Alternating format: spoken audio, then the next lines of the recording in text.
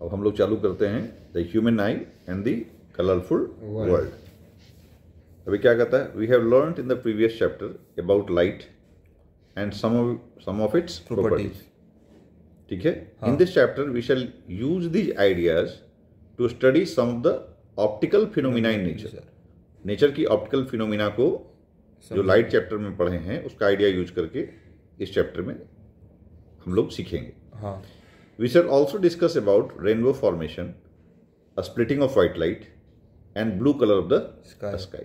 अब ये हमारा ऑब्जेक्टिव है कि इस चैप्टर से क्या पढ़ना है, rainbow formation, a splitting of white light and blue colour of the sky क्यों होता है। ठीक है ना। अब हम लोग समझे पहले ह्यूमन आई। ठीक है, तो बड़ा अच्छा लिखा है, human I is like a camera. इसमें एक लेंस सिस्टम है और इमेज बनता है रेटिना पे। इमेज कहाँ बनता है, रेटिना पे। रेटिना पे। रेटिना क्या है, एक लाइट सेंसिटिव स्क्रीन है। ठीक है। हाँ, light इंटर्स the I through thin membrane called cornea. ये जो मेम्ब्रेन है, ये जो थिन मेम्ब्रेन है, इसको क्या बोलते हैं, कॉर्निया। लाइट इससे इंटर करता है। हाँ, it forms the transparent bulge on the front of, जो भी है। Most of the refraction of light rays entering the eye occurs at outer surface of the cornea. कहता है कि मोस्ट ऑफ द रिफ्रैक्शन जो लाइट रेज का होता है वो कॉर्निया पे होता है। ठीक है, ये चीज तुमको ध्यान रखना। ठीक है। The crystalline lens merely provides the finer adjustment of focal length required to focus object at different distances on the retina. ये जो क्रिस्टलाइन लेंस है अंदर में, ये क्रिस्टलाइन लेंस का रिफ्रैक्शन में बहुत बड़ा रोल नहीं है, बहुत माइन्यूट होता है। हाँ, ये क्या करता है मेनली कि फोकल लेंथ को एडजस्ट करता है ताकि जो डिफरेंट डिस्टेंसेस पे जो ऑब्जेक्ट्स हैं वो आप देख सकें। ठीक है। We find the structure called iris. इसके बाद एक स्ट्रक्चर इरिस है। इरिस का क्या काम है, iris behind the cornea. It is a dark muscular diaphragm that controls the size of the people. ये पिपल के ये जो पिपल है उसके साइज को कंट्रोल करता है। और पिपल क्या करता है, the pupil regulates and controls the amount of light entering the eye. तो पिपल का क्या काम है कि अमाउंट ऑफ लाइट जितना आई में इंटर करेगा उसको वो कंट्रोल करता है। हाँ, ठीक है। मोस्टली रिफ्रैक्शन कहाँ होता है, कॉर्निया पे। कॉर्निया। बेसिकली ये जो क्रिस्टलाइन लेंस उसका क्या काम है, फोकल लेंथ एडजस्ट करना ताकि हम डिफरेंट डिस्टेंस की चीजों को देख सकें। अभी देखो, the eye lens forms an inverted real image of the object on the retina. और फिर रेटिना में क्या होता है, रेटिना में बहुत सारे लाइट सेंसिटिव सेल्स होते हैं। ठीक है ना। वो लाइट सेंसिटिव सेल्स क्या करते हैं, जैसे ही लाइट उन पर पड़ता है एक्टिव हो जाते हैं और वो इलेक्ट्रिकल सिग्नल्स भेजते हैं। ठीक है ना। और ब्रेन क्या करता है, ब्रेन तक वो सिग्नल ऑप्टिक नर्व के थ्रू पहुंचता है।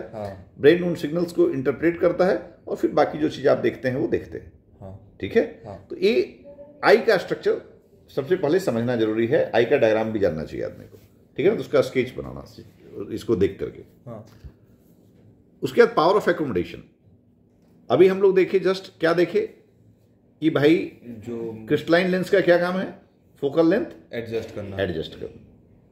तो ये जो पावर ऑफ एकोमोडेशन है, the ability of eye lens to adjust its focal length is called accommodation.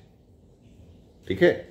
जैसे जब हम दूर की चीजों को देखते हैं और जब नजदीक की चीजों को देखते हैं तो हमको डिफरेंट फोकल लेंथ की आवश्यकता पड़ती है।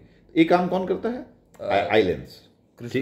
हाँ, जो क्रिस्टलाइन लेंस है वो करता है। अब कहता है लेकिन एक लेवल के बाद वो फोकसिंग नहीं कर सकता, उसका एक लिमिट है। It has a limit. वो यदि आप 25 सेंटीमीटर के अंदर यदि कोई चीज ला के रख दो तो वो फोकस करके नहीं पढ़ पाएगा, आंख आपको मदद नहीं कर पाएगा, आपको इमेज ब्लर दिखेगा।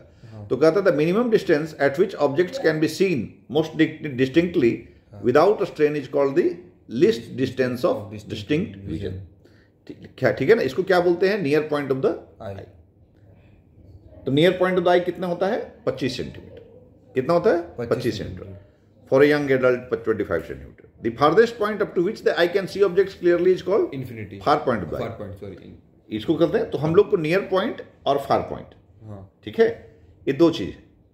और ए नियर पॉइंट और फार पॉइंट्स के बीच में जो ऑब्जेक्ट को जो हम देखने में मदद करता है, जो रेगुलेट करता है फोकल लेंथ को, वो उसको क्या बोलते हैं? एकोमोडेशन। अच्छा, एकोमोडेशन, ठीक है ना, उसको बोलते हैं हम लोग एकोमोडेशन, पावर ऑफ एकोमोडेशन। ठीक है, तो you may note that the normal eye can see objects clearly that are between 25 centimetre and infinity. फिर से ध्यान कर लो, near point of the eye कितना है? 25 centimetre. Far point of the eye कितना है? इन्फिनिटी। ठीक है, now defects of vision and their correction. पहला डिफेक्ट ऑफ विजन है मायोपिया। मायोपिक आई को हम लोग क्या बोलते हैं? Near sightedness. इसका क्या मीनिंग हो गया? पास की चीजें दिखना, पास की चीजें उसको दिखती हैं, दूर की चीजें नियर साइट में उसको प्रॉब्लम नहीं है। हाँ। उसको फार साइट में दिक्कत है। हाँ। मतलब फार साइट जो है, ये जो इन्फिनिटी से जो रेज आती हैं, हाँ। इमेज रेटिना पे बनना चाहिए था, हाँ। रेटिना पे नहीं बन के इमेज पहले बन गया, हाँ। तो ये मायोपिक आई का टिपिकल कैरेक्टरिस्टिक है कि भाई उसका जो फार पॉइंट है वो इन्फिनिटी नहीं रह गया, उसका फार पॉइंट क्या बन गया? कहीं 10 मीटर, 20 मीटर, 50 मीटर जो भी है, एक सर्टेन डिस्टेंस बन गया, हाँ। और वहां की चीजों की इमेज वो रेटिना पे बना पाता है। हाँ। अब हमको करेक्टिव मेजर क्या लेना पड़ेगा कि भाई इसको इन्फिनिटी तक की चीजें दिखे, हाँ। तो उसके लिए एक हम कनकेव लेंस बीच में डाल देते हैं, हाँ। ठीक है, तो ये आप समझे मायोपिया को नियर साइटेडनेस। ठीक है, हाँ। याद रखने के लिए ऐसा समझ लेना कि भाई मायोपिया को बार बार रट लो कि मायोपिया मीन्स नियर साइटेडनेस, नजदीक की चीजें दिखती हैं। नियर आप you can site, near you can site. ठीक है, हाँ। इसके बाद हाइपरमेट्रोपिया। हाइपरमेट्रोपिया में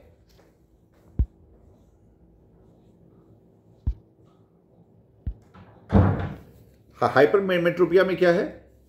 इसको बोलते हैं फार साइटेडनेस। हाँ। ये दूर की चीजें देख लेगा, हाँ।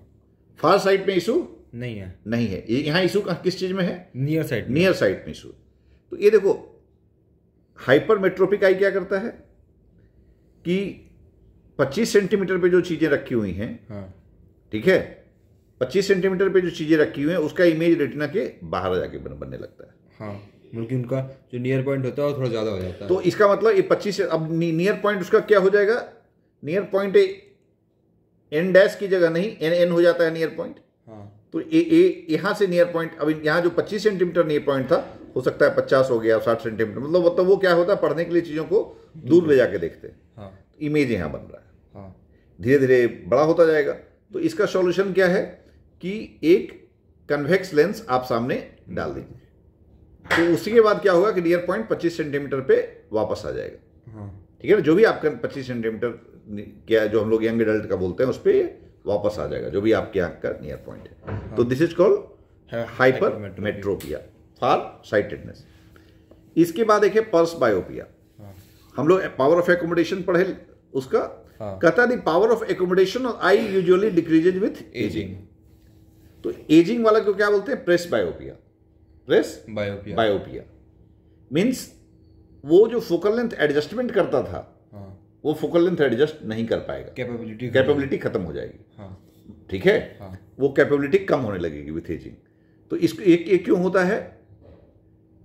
It arises due to gradual weakening of ciliary muscles and diminishing flexibility of the eye lenses, ठीक है ना, बेसिकली फिजिकल वीकनेस के कारण है, जो आई का स्ट्रक्चर है उसके फिजिकल वीकनेस के कारण है, पर्स बायोपिया, ठीक है, प्रेस बायोपिया। अब देखो, कभी कभी क्या होता है, कोई पर्सन मायोपिया से भी सफरिंग होता है और मेट्रोपिया से भी सबमिट होता है, उसको बायफोकल लेंस हम लोग दे देते हैं, हाँ। क्योंकि इसमें क्या करते हैं, जो हमको जब मायोपिया होगा तो कौन सा लेंस लगेगा?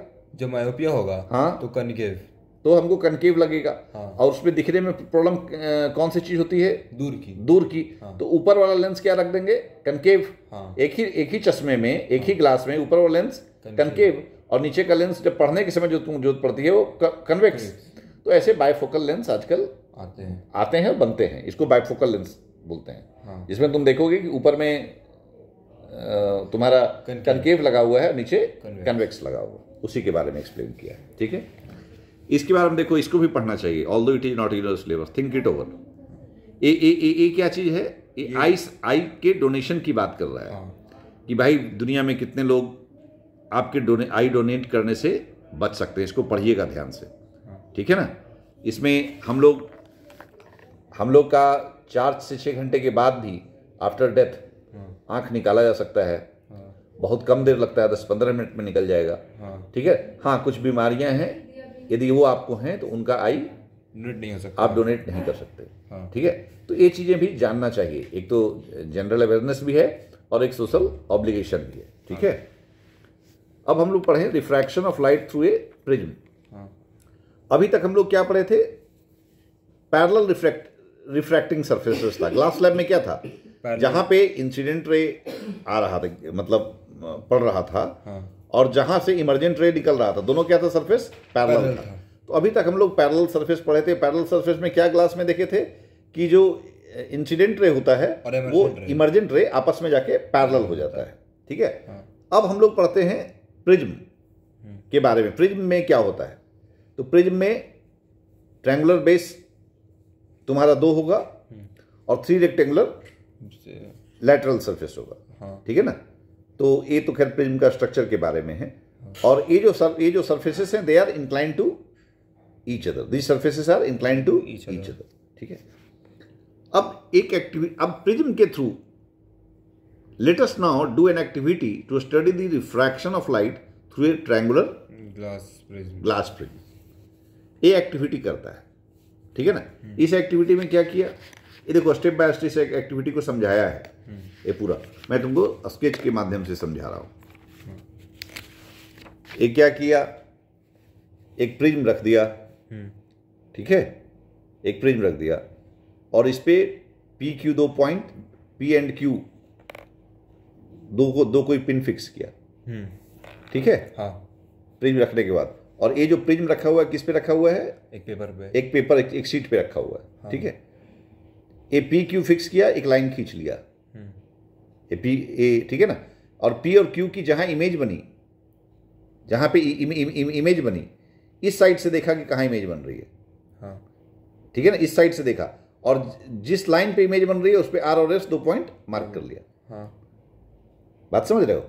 मतलब ये इमर्जेंट वाला पोर्शन हो गया, ये इंसिडेंट वाला पोर्शन हो गया, और ये इमर्जेंट वाला पोर्शन हो गया। इमर्जेंट कहाँ, किस डायरेक्शन में जा रहा है? बेसिकली डायरेक्शन निकाल लिया कि इंसिडेंट रे किस डायरेक्शन में पड़ रहा है, और इमर्जेंट रे किस डायरेक्शन से निकल रहा है। यहाँ पे जो ऑब्जेक्ट रखा, हाँ, यहाँ पे जो ऑब्जेक्ट रखा ना, उसका इमेज इसी साइड से निकलेगा। तो यहाँ से देखा तो जी पे बन रहा था, वो जो भी बन रहा था सपोज कर लो, हाँ। उसको इधर से दिखा तो उसको P एंड Q के इमेज दिखे, हाँ। P एंड Q के इमेज दिखे तो उस जिस डायरेक्शन में इमेज दिखे उस लाइन पे R और S 2 पॉइंट डाल दिया, हाँ। उसके बाद प्रिज्म हटा लिया, हाँ। PQ को कनेक्ट कर दिया, RS को कनेक्ट कर दिया, हाँ। और ये जो पॉइंट है जहां पे इंसिडेंट रे गिरा था ये और जहां से इमर्जेंट रे निकला था F, ये दोनों को ज्वाइन कर लिया। तो इससे इसको क्या मिल गया कि किस तरीके से हमारा लाइन रिफ्रैक्ट होता है, किस तरीके से रिफ्रैक्ट हुआ है। ये बेसिकली निकाल लिया प्रैक्टिकली करके कि प्रिज्म से लाइट कैसे रिफ्रैक्ट हो रही है। तो उसका देखने का एक ही तरीका था कि भाई जिस डायरेक्शन में लाइट जा रही है, दूसरे डायरेक्शन से देखो कि कहां से निकल रही है, दोनों पे लाइन मार्क कर लिया, बना लिया, जोड़ लिया। अब हमको नॉर्मल, पहले तो सबसे बड़ा बात क्या है कि हम एंगल ऑफ इंसिडेंस और एंगल ऑफ रिफ्रैक्शन के लिए हमको नॉर्मल पता करना जरूरी है। तो ए बी सरफेस पे एक नॉर्मल ड्रॉ कर दिया, N and dash, perpendicular draw कर दिया, ठीक है ना। और ए सी सरफेस पे एक परपेंडिकुलर ड्रॉ कर दिया, एम डैश, इसको एक्सटेंड कर दिया, इसको क्या किया? एक्सटेंड कर दिया। तो अब ए आई एंगल, जो एंगल आई होता है, एंगल ऑफ इंसिडेंस, वो रे और नॉर्मल के बीच होता है। ये तुम ध्यान होगा तुमको, हाँ है, रे और नॉर्मल के बीच होता है। तो ये एंगल आई हो गया भाई। अच्छा, तो इसका नॉर्मल, अच्छा ठीक, हाँ समझ गया, ठीक है। इसका ये एंगल आई हो गया, हाँ। अब ये जो है एंगल आर जो है, इसी नॉर्मल से ये एंगल आर है, हाँ। अब चूंकि ये रेयरर मीडियम से डेंसर मीडियम में जा रहा था, हाँ। तो ये क्या हो गया? बेंड टुवर्ड्स नॉर्मल हो गया, हाँ। तो ये एंगल आर है।